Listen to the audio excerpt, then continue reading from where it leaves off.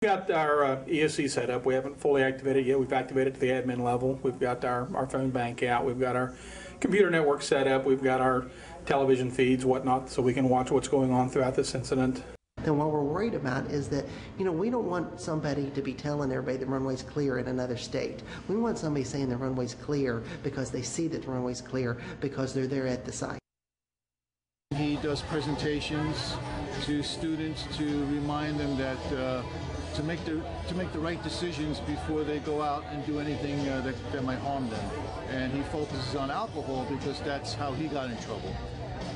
It's so very important to have this new housing option for students. One, to modernize our housing facilities is a great recruitment tool and a great retention tool. Our students here on campus definitely deserve this. And also, too, we've grown exponentially in the last year with 400 new freshmen coming in this year, and we're expecting just as many, if not more, next year. Pretty much anything, as long as it's within limits. We're here for maybe a TV, we're here for clothes, toys, especially for my kids, a little bit of everything. You learn a lot how to prepare yourself in different circumstances, and it's very important to be able to see how to read the weather that they're forecasting so that you can prepare for it. It's very fascinating. But we're proud to be in this community to help raise funds for the Morgantown High School Band. Is one of the largest parades in the world, and it's a once in a lifetime for students, the marching band students, to get a chance to march in such a prestige parade.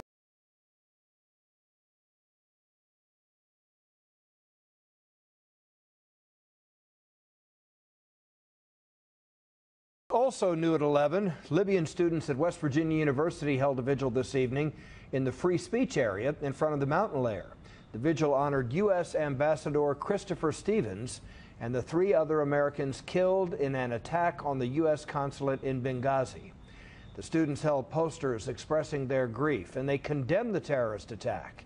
One Libyan student says Stevens actually had helped Libya when it needed help badly. For many reasons. First of all, Mr. Stevens helped us a lot. I mean, he stood with Libyans, especially in Benghazi, during our liberation period. These Libyan students say Stevens was a guest in their country and should have been better protected. Let's get right to our new video this morning. Our cameras were on the scene overnight as fire consumed a Marion County home. That's right. It started about 10:15 off of Tulip Lane in Pleasant Valley. It took about an hour for firefighters to get the flames under control. No one was home at the time of this fire, but the house was badly damaged. The fire is still under investigation. In fact, we will bring you new information as soon as we know more.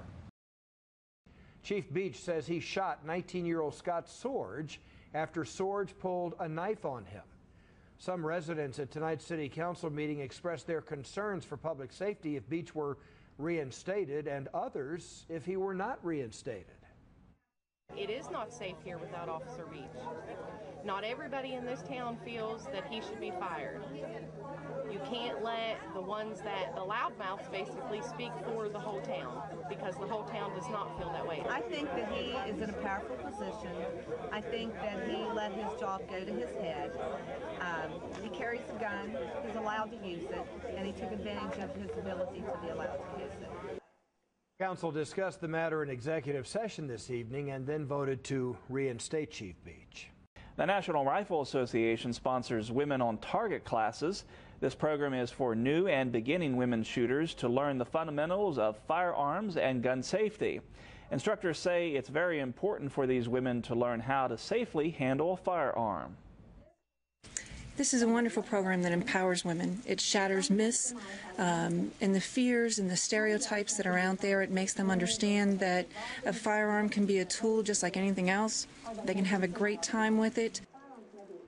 Ladies were able to learn things like how to safely store a firearm in their home or automobile, what makes up a firearm, and how to go out to a range and safely shoot a gun.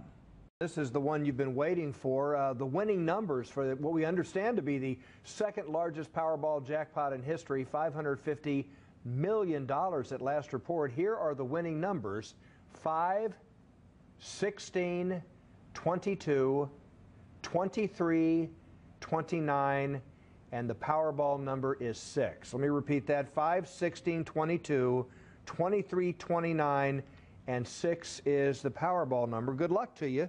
Hope you won. West Virginians were out this evening hoping they'd win and strike it rich with their last-minute ticket purchases. Cashiers at the Go-Mart in Clarksburg and the BFS in Bridgeport said lines were nearly out the door between 5 and 6 o'clock this evening. We talked to some ticket buyers to find out how they'd spend all that money. Finish paying for school, finish going to school, and then give my kids the most wonderful Christmas they've ever had. I would retire from work, and I'll give some to charity and to the church, and I'll try to help out as many people as I can. A new car, a new house, and go away from West Virginia. Pay off my bills, buy some land, and a nice house. Whoever wins, if I don't win, I just hope someone wins from West Virginia. We mentioned that the jackpot is $550 million. If tonight's winner opts for the lump sum payment, he'll walk away with a cool $360 million after taxes. At a Shop with a Cop event this evening, businesses in the Star City and Granville areas donated enough money to make Christmas dreams come true for about 85 kids. Each child received $100 to spend and shopped with a cop. State Trooper Meredith says this gives them a chance to spend some time with the kids and to encourage them. It's just a chance for we as law enforcement to get out with the kids and kind of spread the holiday cheer and give them a chance to go pick out some presents. Trooper Meredith says some of the favorite items tonight were anti-gravity jump boots for the boys and baby dolls for the girls. The band is trying to raise money for a trip to the Rose Bowl in Pasadena, California. A large crowd came out to support band and the players. Globetrotter Tyrone Hollywood Brown says they enjoyed helping out. But we're proud to be in this community to help raise funds for the Morgantown High School Band. It's one of the largest parades in the world, and it's a once-in-a-lifetime for students, the marching band students, to get a chance to march in such a prestige parade. If you want to help the band, head over to WBOY.com for more information. Some were at Walmart last evening where doors opened at 8 for what some are calling Black Thursday. Now, there was talk of a nationwide Walmart walkout of Walmart employees, but that didn't stop shoppers from lining up for a chance to score all of those low prices. Pretty much anything, as long as it's within limits. We're here for maybe a TV, we're here for clothes, toys, especially for my kids, a little bit of everything. Now, after Walmart, Smar says that her family was headed to other stores on Emily Drive, then over to the Meadowbrook Mall. Former West Virginia University wrestler Mike Wojcik came back to Morgantown this evening to share his story about how alcohol changed his life forever. Wojcik and a friend were involved in an ATV accident in 2008, just weeks before he was to start his dream job of teaching and coaching. Wojcik suffered a traumatic brain injury and was in a coma for 3 months. His father shared his son's message about the effects of alcohol. He does presentations to students to remind them that to make the right decisions before they go out and do anything that might harm them. And he focuses on alcohol because that's how he got in trouble. Wojcik started a Think Before You Act campaign to show how alcohol has permanently affected his life and to help people make the right choices when they consume alcohol. New at 11, an accident on Route 50 in Harrison County slowed traffic for a while. It happened just after 7:30 on the Route 50 and I-79 overpass towards Clarksburg and sent 3 people to the hospital. The accident sent those 3 people to the hospital as Clarksburg police say a white sedan rear-ended a dark-colored SUV. Police say the driver of the sedan was transported to UHC and 2 people in the SUV were also transported. We have no word on their conditions.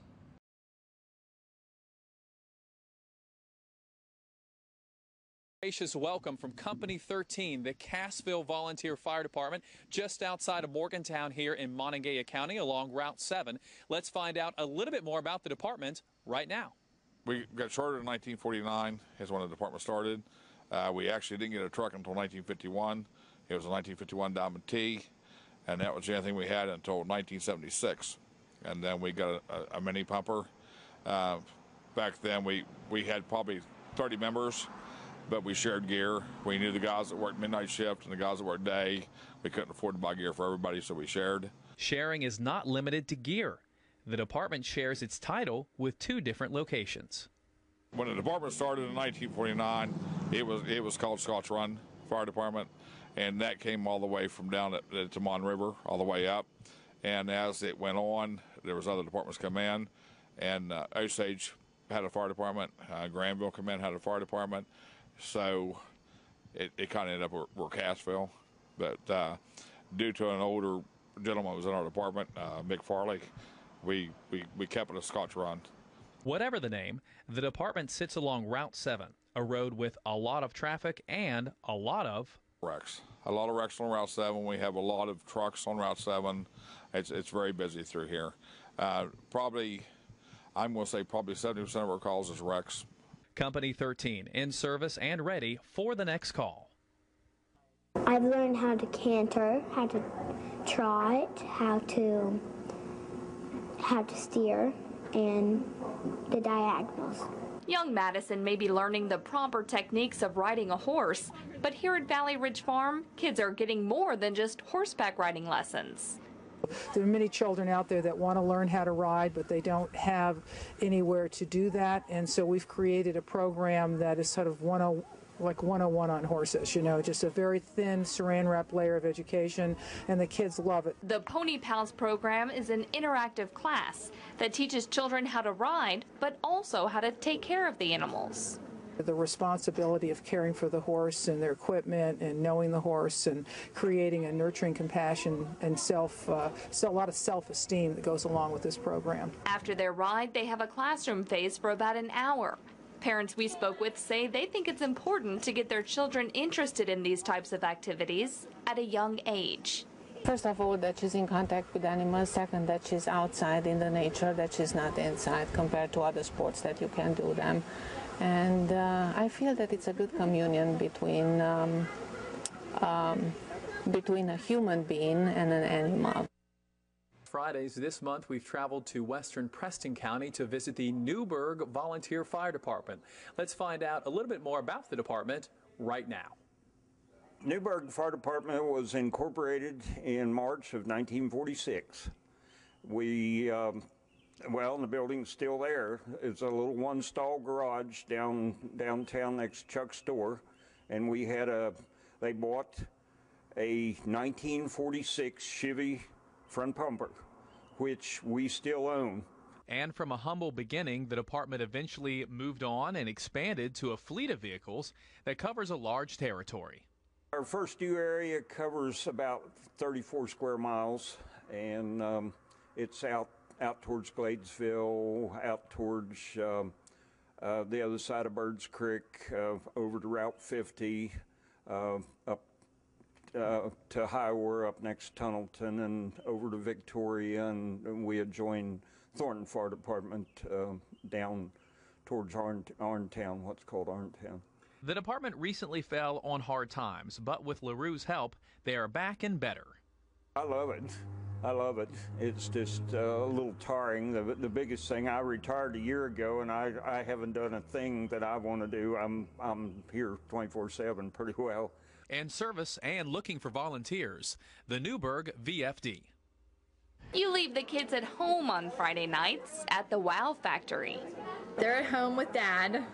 This is a girls' night. Friday nights are sometimes ladies' nights and wine and design. It's a time for busy moms to come together and enjoy a little me time. I think it's important that, as just being a new mother, my baby's not even 12 months old yet, that you take some time for yourself, just to relax and enjoy yourself. I think it's important for your relationship with your husband, and it also probably makes it more special when you come home to your baby. Just because the kids aren't here doesn't mean they're not on our minds. You can make holiday crafts with handprints or My Craft, making a birth plate to hang in the nursery.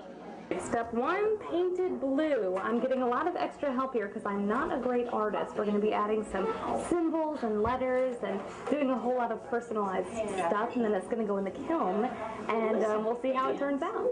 Of course, kids are allowed every other time of the operating hours. It's just a little break for Moms in Motion. We have a lot of moms that come in during the daytime with their young children, and I think, you know, they have a really good time with their kids, and almost every mom that comes in with their kid will say, like, I've got to come back without my kids, you know, because it'll be so fun. Walkersville VFD was formed back in 1963, just down the road from its current location. Chief Steve Mealy has been at the helm for 16 years. We have 184 square miles. We cover either First Due or Mutual Aid. We go over into Rock Cave, Banks District Fire Department over that direction. We go down into Braxton County to Bulltown, that area. And then we travel north to the 96. We travel with Weston Fire Department and down to the 83.5 at the Braxton County line on the interstate. So it's quite a large area. And up to recently, covering that area with just a few volunteers. But that's about to change. There hasn't been a lot of us until recently. We had a real lack in membership for a while, and here in the last 2 months we've gained 14 new people. So we're working on revitalizing ourselves again. Like other departments, the derecho in June and more recently Superstorm Sandy show just how important they are. Tons and tons of trees down, wires down everywhere. It was pretty tough. It took a while for things to get in motion, for any assistance to get around the area or anything. And then this latest storm, as well as the first one back in the summer, we handed out food, MREs, stuff like that, water to the folks, and just tried to do the best we could. In service and ready for their next call. The Walkersville VFD.